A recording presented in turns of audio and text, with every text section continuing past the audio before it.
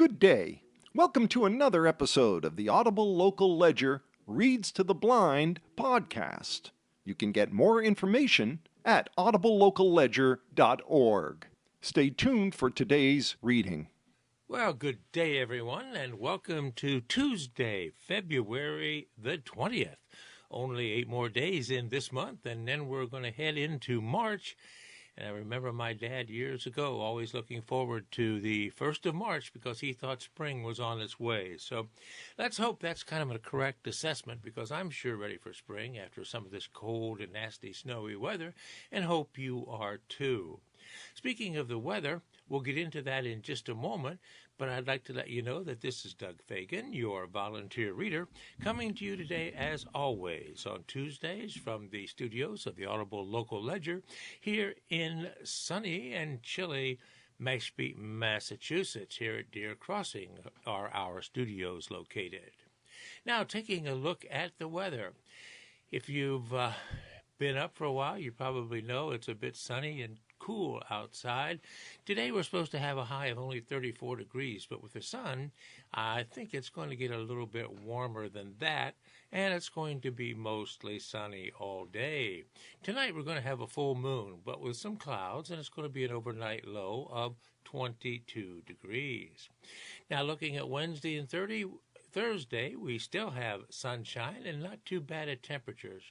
40 is about the average high for this time of year, and that's what we'll have on Thursday, and 37 tomorrow on Wednesday.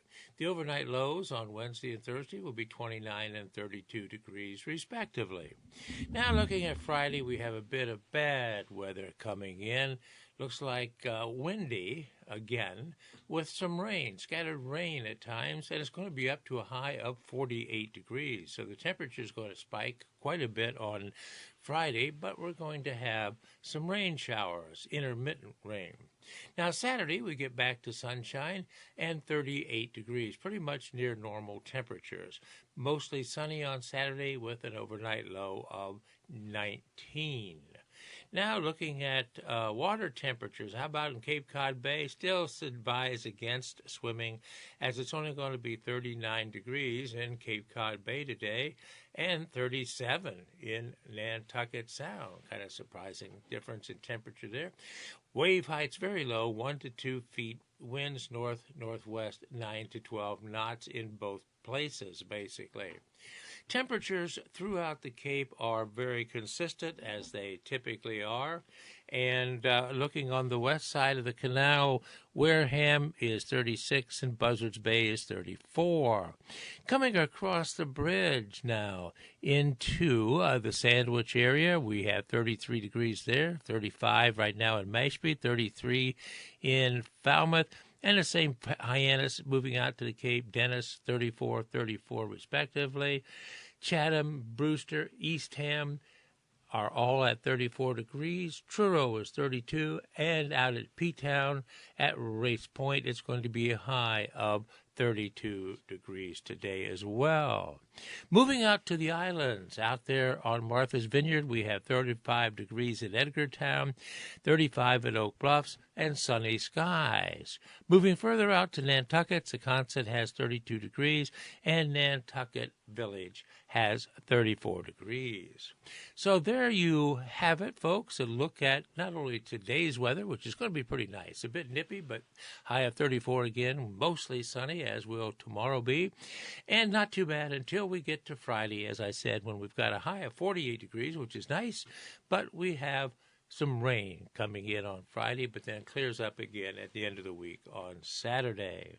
So there you have it, friends. Pretty much not too bad of a week weather-wise as we look to today and beyond. And now let's look to page 1 of today's Cape Cod Times and see what we have there in terms of articles of local or regional interest. Well, here on page 1 of Tuesday's the 20th of February Cape Cod Times, we have basically 3 articles of local interest, and we'll begin with those. The first one has a headline picture here entitled, Upgraded Maritime Dock Awaits New Training Ship.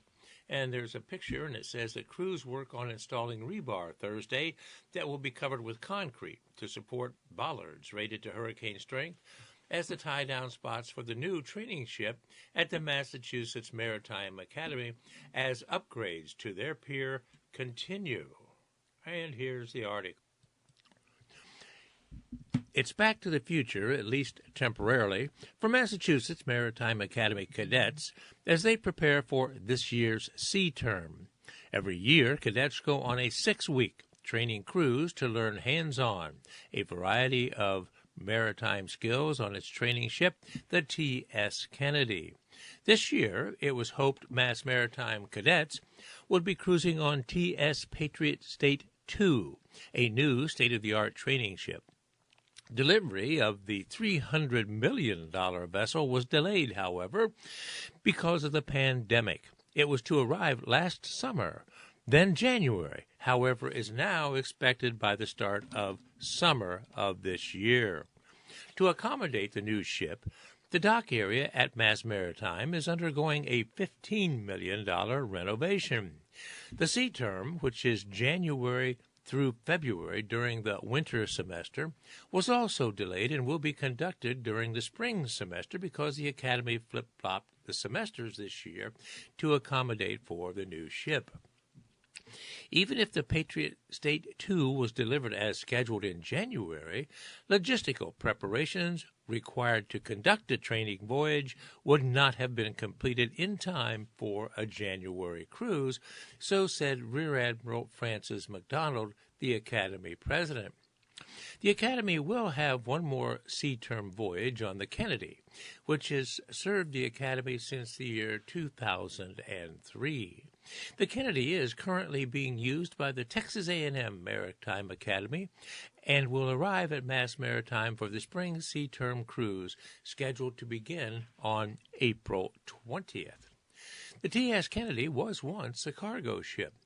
The Kennedy, originally a cargo ship for the Merchant Marine, was built in 1967, said Mass Maritime Captain Elizabeth Simmons, Vice President of External Affairs for the Academy. It was converted into a training ship, the T.S. Enterprise, for the Academy in the year 2003, after a $10 million renovation in the year 2009. It was renamed the T.S. Kennedy in honor of the late Senator Edward Kennedy. These used freighters and tankers were converted into training ships that carried 500 to 600 students and about 150 crew and faculty, MacDonald said. Still, the Kennedy was a 30-year-old vessel. We were sailing on yesterday's technology, actually the day before yesterday's technology. The Kennedy is owned by the federal government, but is housed and maintained by Mass Maritime Academy, which also uses it for training purposes, as will be the case for the State Patriot II. In times of emergencies, such as a hurricane, like Hurricane Karina, showed now how out of the date the ship and its technology actually was, said MacDonald. So from steam-powered to diesel-electric, Mass Maritime updates its training. Technical training on the cruises involves standing watch, learning engineering by working in the engine room, navigation, and overall ship maintenance, said Simmons. While it was still a valuable learning experience, it was done on a ship that is almost obsolete. For example, the Kennedy is a steam-powered vessel, so engine room work is done on steam-powered engines. Additionally, the ship was not specifically designed for training.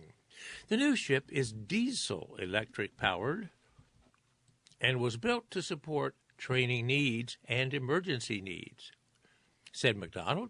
It's like going from a Fulton steamboat to a Tesla. The Patriot State II will be more efficient for training purposes. One example is that the ship has 2 bridges. With just one bridge, which is usually staffed by 2 or 3 people, 10 people can be crammed in for training purposes. With the second bridge, as many as 20 people can be trained at once. There are a number of other modern technological features that are on all ships today, but that were missing from the Kennedy, such as a navigation simulator. Throughout the ship, we can maximize the ability to train and keep people engaged, said MacDonald. This is the core of what we do. It's experiential education at its best. In addition, there is a helicopter landing port toward the stern of the ship. So the Mass Maritime dock innovations and renovations needed to accommodate the new ship. The Patriot State II is about the same size as the Kennedy, but a little shorter and a little wider. The new ship has a larger surface area, making it more susceptible to high winds. That is one reason why a major renovation of the dock needs to be done. The dock must be able to withstand up to the Category 1 hurricane winds, said Captain Alan Metcalf, Vice President of Operations, who oversees the dock renovations. 6 new 14 by 22-foot fenders will be installed at the pier, along with new bollards. Those are the structures to which the ship is tied at the dock that can support up to 200 tons of weight. New pilings are being installed because the new ship is diesel-electric powered. A shoreside power system will be installed with a 2-megawatt line that will run under the ground some 15,000 feet to a transformer that can drop 25,000 volts to the new ship, which needs 6,600 volts to operate, said Met. Also, special construction on the dock is necessary to install a roll-on, roll-off ramp so that, in emergency situations, vehicles can be loaded onto the ship. Metcalf said he expects the project to be completed by late spring before the Patriot State II arrives in the summer. This project at Mass Maritime is only part of a larger effort by the federal government to support maritime education. They recognize the need for well-trained civilian mariners for our economy and our national security, said McDonald. He noted that the $300 million that went to the building of the Patriot State II ship is just part of the $1.5 billion allotment to build a fleet of 5 training vessels for the 5 maritime academies in the United States. SUNY Maritime Academy in New York has one of these new training vessels, and Mass Maritime will be the second to receive one. Maine Maritime Academy, California State University Maritime Academy, and Texas A&M Maritime are next in line to receive the new training ships. All right, friends, there you have it. An article about the new dock being renovated and constructed to house the new Patriot Ship II, a very modern ongoing vessel used for training of mass maritime students. All right, let's move on. Remaining on page 1, this next article of 3 on page 1 that has a regional and local interest is entitled "The Cape Dedicated Sewer Project Fund Falls Short." Comes out of the Boston University State House program, and here is the article.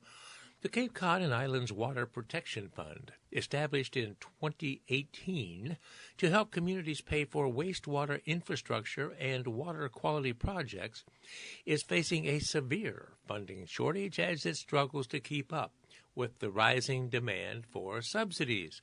The number and cost of projects are exceeding what was ever predicted, said Aaron Perry, the Cape Cod Commission's deputy director.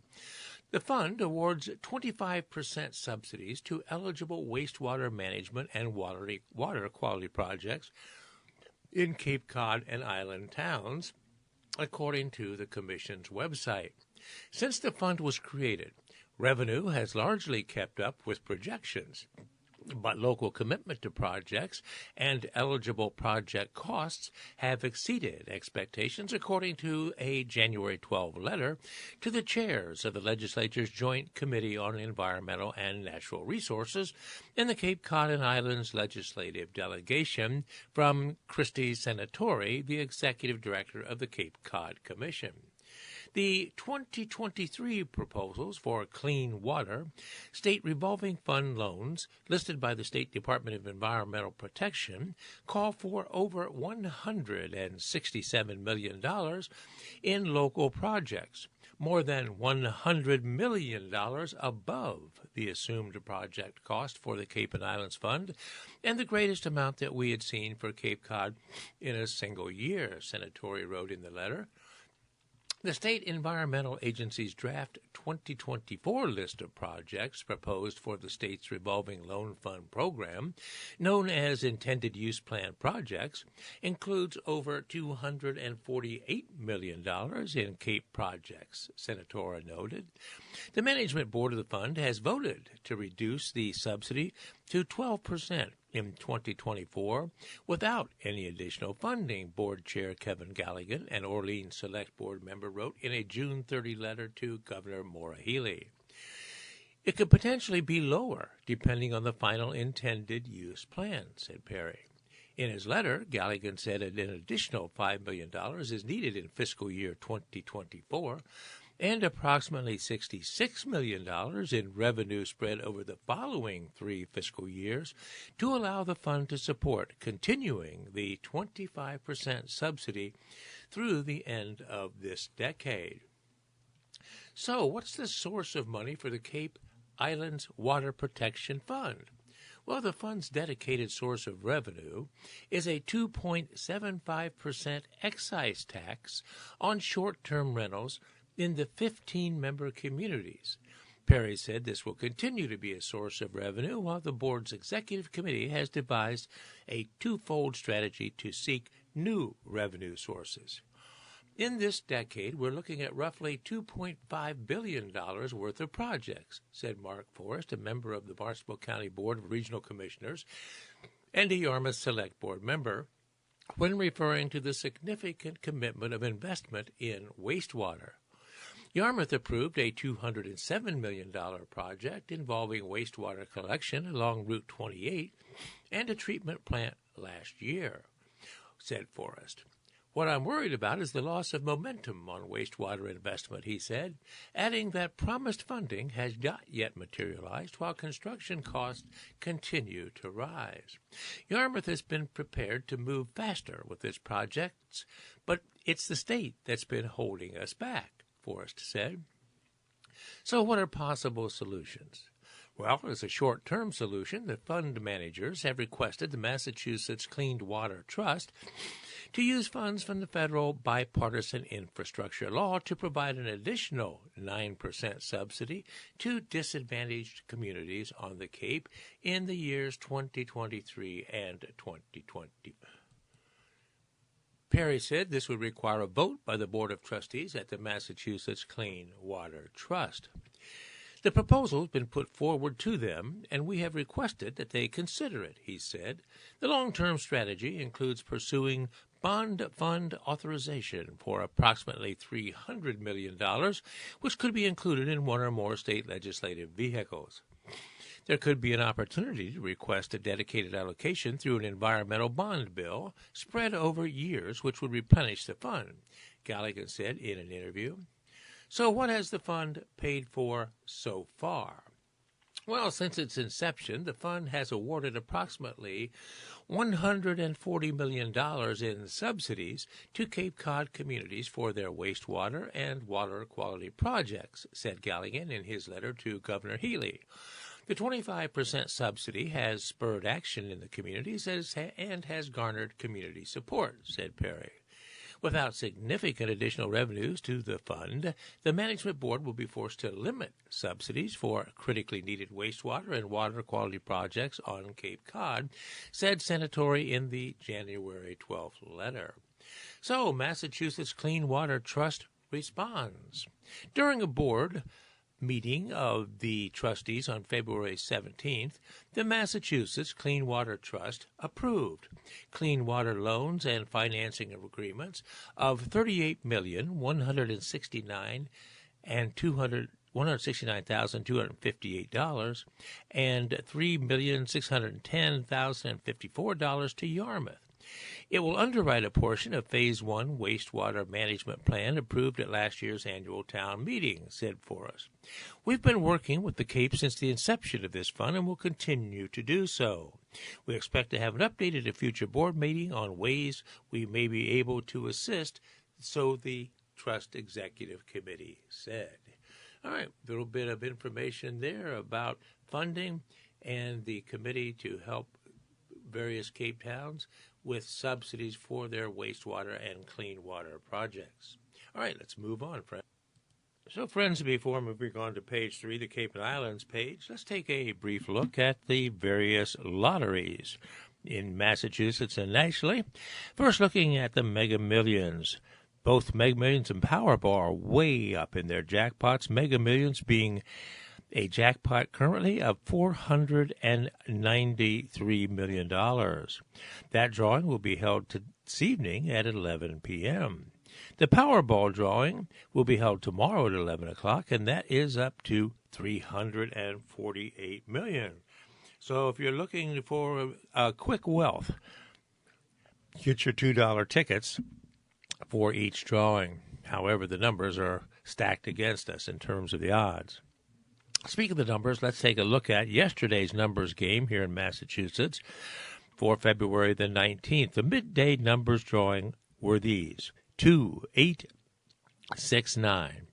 Midday numbers 2, 8, 6, 9 for yesterday. All right, the evening numbers drawing were these numbers: 4, 9, 9, 4. 4, 9, 9, 4 for the evening numbers drawing. Mass cash, again yesterday, here were those 5 numbers: 7, 13, 19, 21, and 30. Again, mass cash yesterday: 7, 13, 19, 21, and 30. Now the big ones. Powerball was drawn yesterday. Here are those numbers: 4, 23, 45, 50, 53, and 17 was the Powerball number. Again, those numbers for Powerball yesterday's February 19th drawing: 4, 23, 45, 50, 53, and a Powerball of 17. Now, jumping over to Mega Millions, that most recent drawing was held last Friday, the 16th of February, and here are those numbers that were drawn then: 19, 23, 39, 42, 67, and a Mega Ball of 18. Again, 19, 23, 39, 42, 67, and a Mega Ball of 18. Now, finally, the Mega Bucks drawing held yesterday were these numbers: 13, 25, 27, 30, 41, and 44. Again, Mega Bucks from yesterday: 13, 25, 27, 30, 41, 44. And one other one for those of you who play Lucky for Life. Those were drawn yesterday, and here they are: 7, 19, 31, 34, 47, and a Lucky for Life ball of 11. Again, Lucky for Life: 7, 19, 31, 34, 47, and a Lucky Life ball of 11. All right, there you have it, friends. A look at the various lottery games. And again, those Powerball and Mega Million number jackpots are way up there. So if you play, I wish you good luck, players. Well, friends, here on page 3, we find a couple of articles relevant to the Cape. And it says here, the first one: two Truro house moves along Route 6 are planned with delays expected. And this article is written by Eric Williams of the Cape Cod Times staff, and here it is. The town of Truro plans to move 2 town-owned houses to a town-owned lot on South Highland Road this week. The homes will be used for transitional and seasonal housing for town employees. Plans do call for a home at 127 South Pamet, that's P-A-M-E-T, South Pamet Road, to be moved in 2 stages, starting at 6:45 a.m., that's tomorrow, Wednesday. The home is scheduled to be moved from South Pamet Road to the intersection of Route 6 and North Pamet Road, where it will be staged overnight. This portion of the move is scheduled to take about 3 hours. According to a release from the town, police and fire officials and Town Department of Public Works staff will work to ensure limited delays and emergency access for our residents during this part of the move. Then on Thursday at 6:45 a.m. again, the home is scheduled to resume its journey to South Highland Road along Route 6. This portion of the move is also scheduled to take about 3 hours. According to the town, the Route 6 segment will be an escorted rolling convoy headed north towards 25 South Highland Road. Once that home arrives at South Highland Road, another home at 13 Walsh Way is also expected to be moved to a South Highland Road. This is a shorter move of about a mile. According to the town, Route 6 will not be closed during the housing moves, but travelers should expect delays and utilize alternate routes as may be available. All right, those housing moves up in Truro planned for tomorrow at 6:45, that's Wednesday, and Thursday at 6:45, northerly bound. All right, moving on. This next article says Hyannis businesses can get grants to freshen facades. This article is written by Denise Coffey of the Cape Cod Times, staff with a dateline of Hyannis.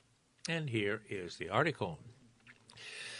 Small businesses located with within the Hyannis Transformative District Initiative District can apply the initiative.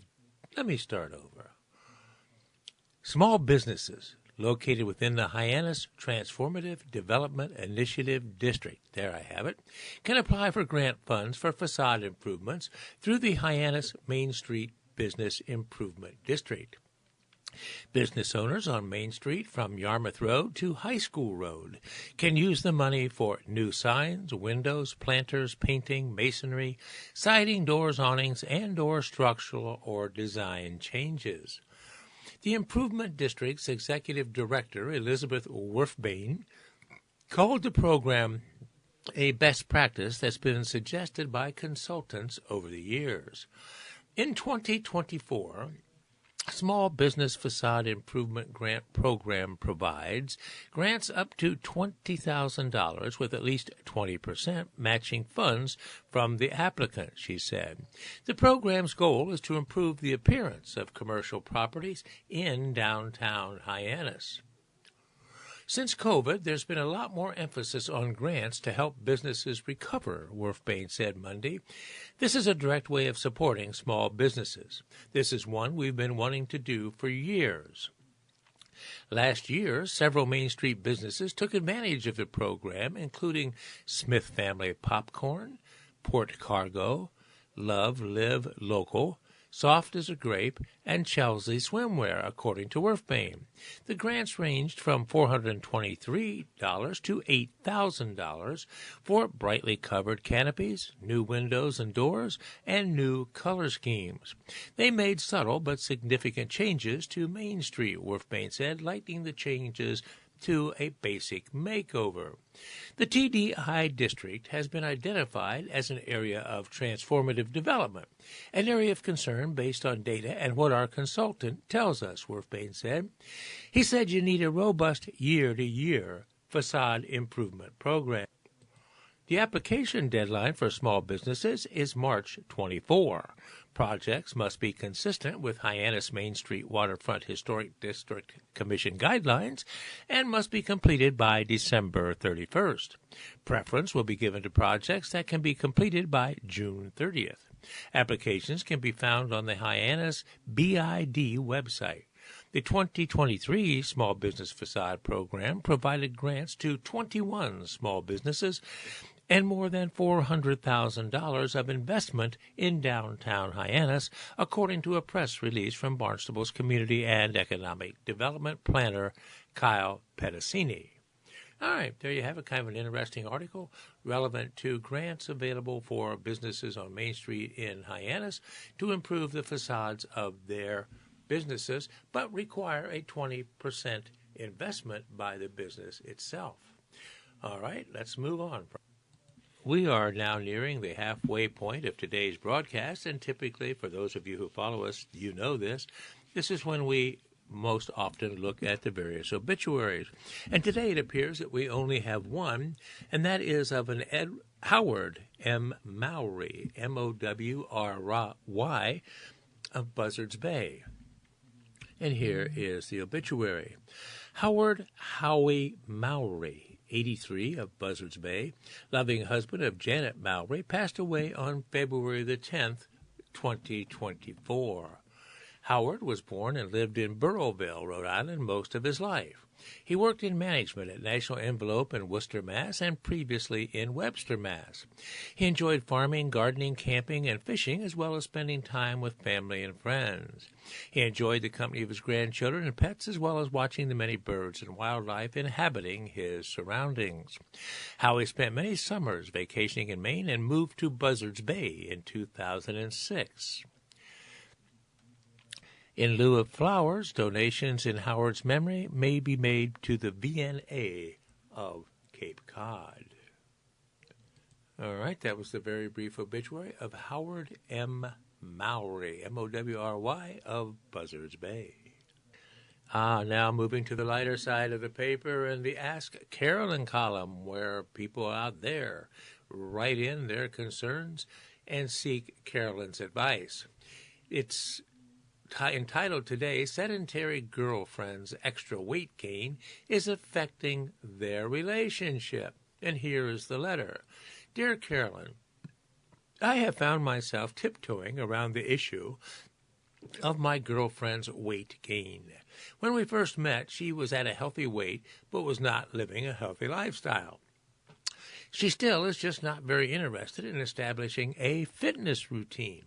That's okay and her choice, and I accept it, but the significant extra weight is starting to have an impact on me and how I view our relationship. For context, I'm very fit and enjoy exercise and all of its benefits. I've been struggling to find the proper words to let her know I love her and want to be with her only, but I'm concerned about her long-term health and how, frankly, her consistent weight gain tells me it's going to keep moving in that direction. I understand I'm being superficial, but it's important to me that she stop letting herself go.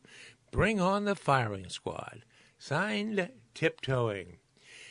Here's Carolyn's response. Tiptoeing. No execution. Your mistake isn't superficiality. It's that you're conflating separate important issues.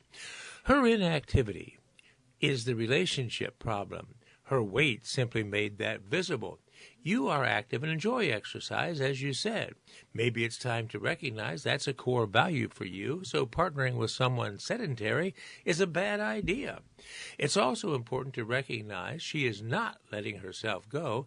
She is simply being herself. This is her lifestyle of choice, always was, the age effects notwithstanding.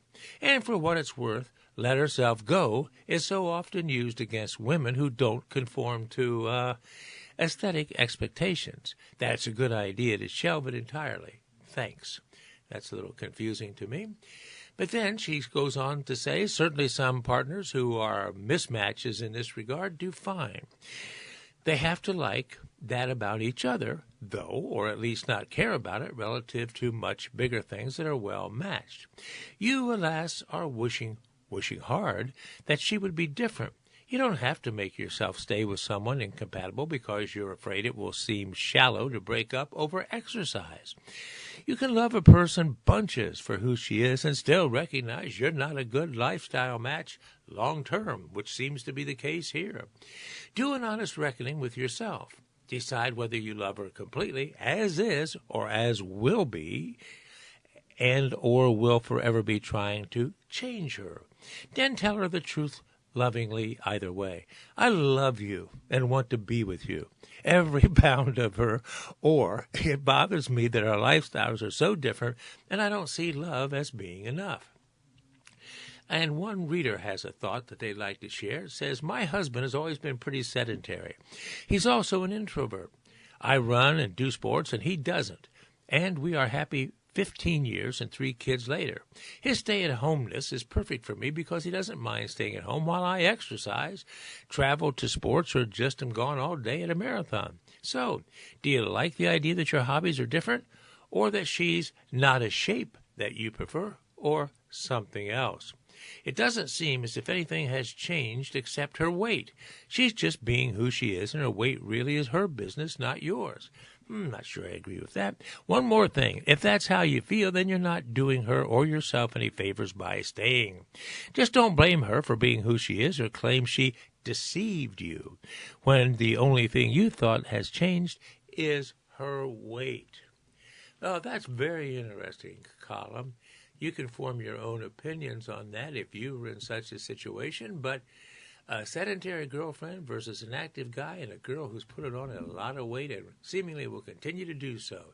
Stay or bolt? That's the question. All right, let's move on. Well, we're moving more now into the national news, and this is kind of an interesting article, well, at least I think it will be. It says here, Capital One to buy Discover for $35 billion. The deal would combine two of the biggest U.S. lenders and credit card companies, and it's an Associated Press article, and here it is, with a dateline of New York City. Capital One Financial is buying Discover Financial Services for $35 billion in a deal that would bring together two of the nation's biggest lenders and credit card issuers. Discover Financial shareholders will receive Capital One shares valued at nearly $140, according to a news release issued by the companies on Monday. Discover shares closed Friday, trading at $110.49.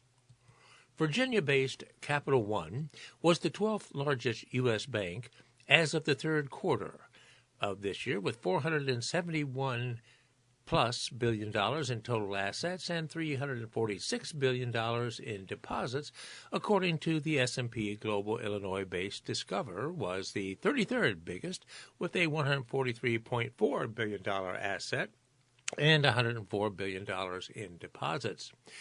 Both companies have benefited from Americans' increased use of credit cards. In the fourth quarter of 2023, Americans held $1.13 trillion on their credit cards, and aggregate housing debt balances increased by $212 billion, up 1.2%, according to the latest data from the New York Federal Reserve. At the same time, the two lenders have had to boost their reserves against the possibility of rising borrower defaults. After battling inflation for more than 2 years, many lower and middle income Americans have run through their savings and are increasingly running up their credit card balances, as well as taking on personal loans. The additional reserves have weighed on both banks' profits. Last year, Capital One's net income available to common shareholders slumped 35% versus 2022, as its provisions for loan losses soared 78% to $10.4 billion. Discover's full-year profit sank 33.6% versus its 22 results, and its provisions for credit losses more than doubled to $6.02 billion. Discover's customers are carrying $102 billion in balances on their credit cards, which is up 13% from a year prior. Meanwhile, the charge-off rates and the 30-day delinquency rates have continued to climb. All right, kind of a lot of technical dollars and cents references there, but the big information there, Capital One is buying Discover for $35 billion. And here's an article that might be of interest to you. It references seniors, and since we have a lot of seniors here on Cape Cod, you might find it interesting. It says the study finds seniors enjoy virtual reality. The potential for help with emotional well-being is promising. Articles by Terry Spencer of the Associated Press, with a dateline of Pompano Beach, Florida. And here's the article. Retired Army Colonel Farrell Patrick taught computer science at West Point during the 1970s and then at two private universities through the 1990s, so he's not surprised by the progress technology has made over the decades. But when the 91-year-old got his first virtual reality experience recently, He was stunned. Sitting in a conference room at John Knox Village, which is a suburban Fort Lauderdale, Florida retirement community, Patrick sat up straight as his eyes and ears experienced what it would be to be in a Navy fighter jet flying off the Florida coast. "Oh, my God, that's beautiful," he blurted before the VR, virtual reality program, brought the jet in for a landing on an aircraft carrier. John Knox Village was one of 17 senior communities around the country that participated in a recently published Stanford University study that found that large majorities of 245 participants between 65 and 103 years of age enjoyed virtual reality, improving both their emotions and their interactions with staff. The study is part of a larger effort to adapt virtual reality so it can be beneficial to seniors' health and emotional well-being and to help lessen the impact dementia has on some of them. During this testing, seniors picked from 7 minute virtual experiences such as parachuting, riding in a tank, watching staged performances, playing with puppies and kittens, or visiting places like Paris or Egypt. The participants wore headsets that gave them 360-degree views and sounds, making it seem like they had been all but dropped into the actual experience and locale. It brought back memories of my travels and brought back memories of my experiences growing up on a farm, said Terry Colley, a former public relations director at the Canadian Embassy in Washington. He said this of his 2022 experience. Colley, 76, liked swiveling in a chair to get a panoramic view. That was really kind of amazing, he said. Ann Selby, a 79-year-old retired counselor and artist, found virtual reality, quote, stimulated virtually every area of my brain and all of my senses, end quote. I particularly enjoyed the ones dealing with pets because I have a cat and I have had pets most of my life, she said. Stanford's peer-reviewed study, working with the company Mind Immersive, that's MYND, found that almost 80% of seniors reporting having a more positive attitude after their virtual reality session, and almost 60% said they felt less isolated socially. The enjoyment lessened somewhat for older respondents whose sight and hearing had deteriorated. Those who found virtual reality less enjoyable were also more likely to dislike technology in general. Almost 75% of caregivers said residents' moods improved after using VR, that's virtual reality. More than 80% of residents and almost 95% of caregivers said talking about their VR experience enhanced their relationships with one another. For the majority of our respondents, it was their first time using virtual reality. They really enjoyed it. They were likely to recommend it to others, and they looked forward to doing it again, said Ryan Moore, a Stanford doctoral candidate who helped lead the research project. We are proving VR to be a tool that really does help with the well-being of our elders, said Chris Brickler, Mayan's CEO and co-founder. The Texas-based company is one of a handful that specializes in virtual reality for seniors. It's a far different effort than a two-dimensional television or an iPad. Separate from the study, John Knox Village uses virtual reality in its unit to house the seniors who do have Alzheimer's disease and other dementia. It helps spur memories that lead to conversations with their caregivers, said Hannah Salem, the facility's meaningful coordinator. They'll start laughing and saying, "Ooh, I'm going to catch those butterflies," Salem said. Catching butterflies is also part of a game Mayan developed that helps seniors enhance their mobility and flexibility as they stand and reach for objects they see in virtual reality. It's more fun for these seniors to come in and catch butterflies and work on shoulder rehab than it is to go pick up a weight, Brickler said. Brickler said his company's systems will soon attach to Google Earth so seniors can virtually visit neighborhoods where they lived, schools they attended, and places they have visited, further sparkling conversations with caregivers. The company has worked on the biggest complaints seniors in the study had about VR, that the headsets were too heavy. The heat they generated made their foreheads sweat, and sometimes they experienced created nausea, he said. The new headsets weigh about 6 ounces instead of a pound. They have a new built-in fan for cooling, and the videos aren't as jumpy when they're watching them. The findings that seniors in their 80s and 90s enjoy VR less than those in their 70s might lead to changes for them, such as requiring less neck rotation to see all the scenery and making the visuals bigger, Moore said. On a recent afternoon at John Knox, a handful of seniors who live independently took turns again using virtual reality. Pete Audette experienced what it would be like in a wingsuit, soaring over snow-capped mountains before landing in a field. "Ooh, running stop!" exclaimed Audette, a 76-year-old retired information technology worker.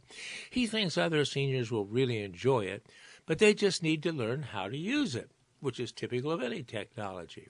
His wife, Karen, played with puppies and was so entranced by her virtual walk around Paris that she didn't even hear questions being asked of her. "I was there, but I was here," said Karen Audette, an 82-year-old retired elementary school teacher. Farrell, the retired Army computer expert, believes the cost of systems will drop dramatically and become part of everyday living, even for senior citizens. It's going to be very realistic and very responsive, he said. It will be probably connected somehow to your brain. All right, there you have it, an interesting study involving virtual reality as experienced by seniors and their reactions to it and how it may help them with their emotions and overall well-being. Very interesting indeed. Well, friends, if you've been following the news, you know that the state of California has really been hit hard by tremendous winter storms and wet weather, and this article references that. It says, "Wet winter storm hits California once again." This has a dateline of San Francisco, and here's the article. Another wet winter storm swamped California with heavy rainfall on Monday, flooding the runways at a regional airport and leading to several rescues on swollen rivers and creeks. The Santa Barbara Airport, one of the state's central coast, closed Monday after much as 10 inches of rain had fallen in the area by noon, covering the runways with water. Commercial flights have been canceled, general aviation operations are paused, and the terminal is closed, airport officials said in a statement posted on social media. For information about specific flights, please contact your airline directly, said the message. The National Weather Service had warned that California's central coast was at risk of significant flooding, with up to 5 inches of rain predicted for many areas and isolated rain totals of 10 inches possible in the Santa Lucia and Santa Ynez mountain ranges as the storm headed toward greater Los Angeles. The storm is expected to move through quicker than the devastating atmospheric river that parked itself over Southern California earlier this month, turning roads into rivers and causing hundreds of landslides and killing at least 9 people. Moderate showers were reported Monday afternoon, but more rain was expected to impact the state through the night and into today, Tuesday, forecasters said. The storm had already led to a number of rescues, including in San Luis Obispo County, where crews helped 3 people out of the rising Salinas River in the city of Paso Robles. Firefighters were getting ready to train on swiftwater rescues when they received word that someone was stranded on an island in the river. Paso Robles Fire and Emergency Services Battalion Chief Scott Hallett told KSBT-TV. Farther to the north, firefighters rescued 2 people from the top of their vehicle, which had stalled in floodwaters at Slow House, a community about 20 miles southeast of Sacramento. Hours earlier, a man was rescued along a creek in El Dorado Hills, northeast of Sacramento. The man who had been camping in the area was trapped in a tree as floodwaters rose, El Dorado Hills Deputy Fire Chief Dave Brandy told local KCRA-TV. Thunderstorms in valleys around the state capital on Monday, that being Sacramento, could bring brief tornadoes, large amounts of small hail, heavy rain, lightning, and gusty winds, the Weather Service in Sacramento warned yesterday. Residents in the region, including Sacramento, Chica, Yuba City, Stockton, and Modesto, are advised to pay close attention to the weather. Callie Curtis, a personal trainer in Long Beach, prepared by getting sandbags to protect her home where she has a training studio in the garage. I don't think it will be as bad as the last storm, but last time I got flooded and I kept the sandbags just in case, she said. Forecasters said the storm would be strong enough to cause problems, including flash flooding and power outages. Flood watches and warnings were issued in coastal and mountain areas up and down the entire state. Several feet of snow is possible at elevations above 6,800 feet across the Sierra Nevada, the Weather Service said. Motorists were urged to avoid mountain routes. Consider completing Sierra travel during the day Sunday or rescheduling to later next week, said the Weather Service. The office issued a back-county avalanche watch for the Greater Lake Tahoe area and the eastern Sierra in Inyo and Mono counties. The California Governor's Office of Emergency Services activated its Operations Center Saturday and positioned personnel and equipment in most areas of severe risk. So there you have it, friends, another look at the very severe storm conditions in the entire state of California. There's an interesting article. Not good news for people who may have taken a vacation to France and hope to visit the Eiffel Tower, in that this article says strike closes the Eiffel Tower to visitors. Dateline Paris. Visitors to the Eiffel Tower were turned away Monday because of a strike over poor financial management at one of the world's most visited sites. A sign was posted at the entrance in English saying, due to a strike, the Eiffel Tower is closed. We apologize. The hugely popular 1,083-foot landmark in central Paris has seen soaring visitor numbers in the lead-up to the Summer Olympics in the French capital. Tourists planning to visit the Eiffel Tower on Monday were warned of disruptions in multiple language on its website. Visitors were advised to check the website before heading to the monument or to postpone their trip. Electronic ticket owners were told to check their inboxes beforehand. The landmark's operator also said on its website that visits to the Eiffel Tower will be disrupted on Tuesday. We're a little disappointed, but we understand that people deserve a fair wage and they deserve proper working conditions, said Marissa Solis, an American tourist visiting Paris from New York City. The Eiffel Tower is typically open 365 days a year.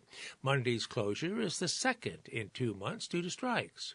In December, it was closed to visitors for an entire day during Christmas and New Year's holidays because of a strike over contract negotiations. Morgan McKinney, an American living in Germany, has come to Paris to celebrate her birthday and decided to enter the landmark Monday after surveying it from all sides over the weekend. Knowing that I cannot come to the tower today is very, very disappointing, McKinney said. She added, I appreciate the workers wanting to keep the tower going for the next few hundred years. Stephanie Dew of the CGT union, which represents a large number of the Eiffel Tower's employees, said Monday's strike is aimed at a salary increase in proportion to the incoming revenue from ticket sales and improved maintenance of the monument, which is owned by the Paris municipality. Union leaders have criticized the Eiffel Tower's operator's business model, saying it's based on an inflated estimate of future visitor numbers, maintenance cost expenses, and employees' work compensation. They're giving priority to short-term benefits over long-term conservation of the monument and the well-being of the company we are working for, Dew said in an interview with the Associated Press at the Eiffel Tower picket line on Monday. So hopefully those people that wanted to see it yesterday may be able to see it today or tomorrow. But anyhow, kind of off and on strike at the Eiffel Tower in Paris over wages. Well, for those of you following basketball, you may know that the NBA Professional All-Star Game was held this last weekend, and there was a lot of negativity surrounding that event, and this article addresses that. It says the All-Star Game needs fixing, but answers won't be easy. Has a dateline, this article does, of Indianapolis, and here's the article. The NBA's All-Star issues won't be solved at a media hospitality event on the fun side of the midnight hour. But that didn't stop NBA writers and NBA social media chatter from tossing around ideas aimed at improving the fan experience and creating a better product for the league on Saturday and Sunday nights. NBA Commissioner Adam Silver has a team of people doing the same, and his frustration at the players' competitive ambivalence in Sunday's All-Star Game was apparent when he awarded the winning trophy to the East, saying, well, congratulations. The pause was a silent scream. Answers aren't easy, especially when it comes to the Saturday dunk contest and the Sunday game. In Indianapolis, Saturday and Sunday, a three-point shot contest salvaged the weekend. First, Milwaukee Bucks guard Damian Lillard captured his second consecutive three-point contest, and Golden State Warriors guard Steph Curry and New York Liberty guard Sabrina Ionescu delivered during a three-point contest. That elicited excitement and a thought-provoking exercise in whom can do just what as well or better than someone else. But the dunk contest lagged, and events stuck in neutral for a variety of reasons, and the All-Star Game didn't generate any competitive spirit at all that Silver had sought, and that Basketball Hall of Famers Larry Bird and Charles Barkley tried to shame the players into providing. We're not necessarily looking for players to go out there as if it's the finals necessarily, but we do need players to play defense. We need them to care about this game, Silver told Sports Reporter Saturday, concluding with the thought, I think we're going to see a good game tomorrow night. That, of course, did not happen. Complaints and criticism are necessary, not only to capture what happened, but to generate ideas and solutions that are paramount to reinvigorating the weekend. Stephen A. Smith, prominent sports reporter for ESPN, has suggested dropping the game entirely. The NBA has tinkered with All-Star Weekend. Some ideas have worked, some have not. And some ideas worked until they no longer did. So anyhow, now on to what's not working. Well, the dunk contest is stagnant but could be revived. The addition of G League and viral dunk sensation Mac McClung last year worked. Let's also acknowledge the players have stretched the boundary of human gravity to its limits. They've jumped over objects, both inanimate, which were cars, and animate people, and a 720-degree dunk is unrealistic. So the All-Star Game is trickier. The league has tinkered, going with captains to pick teams instead of East versus West, and the league used a targeted score format to end the game. It provided blips of improvement, but nothing sustainable. The commissioner wants something more than what's been delivered the past two seasons, which has been an absolute embarrassment for the league, with no defense being played at all and players just going through the motion. So that's what the league will address. The NBA is not alone in this issue. The NFL, NHL, and Major League Baseball have tinkered with their all-star events as well. Away from what just happened in Indy, the NBA's basketball operations staff will begin searching for improvements. If Silver didn't already have staffers working on it on the flight home. So that was a pretty bad exhibition. I mean, worthless to watch, so said many of the pundits on television. All right, brief reference to the NBA All-Star Game, worthless as it may have been this past weekend. All right, friends, we've pretty much come to the close of today's reading of the Tuesday, February 20th edition of the Cape Cod Times. So until next Tuesday, this is Doug Fagan, your volunteer reader, letting you know that it's been a pleasure reading for you today, and I look forward to doing the same next Tuesday. So until then, enjoy your life, stay healthy, stay happy, and so long for now.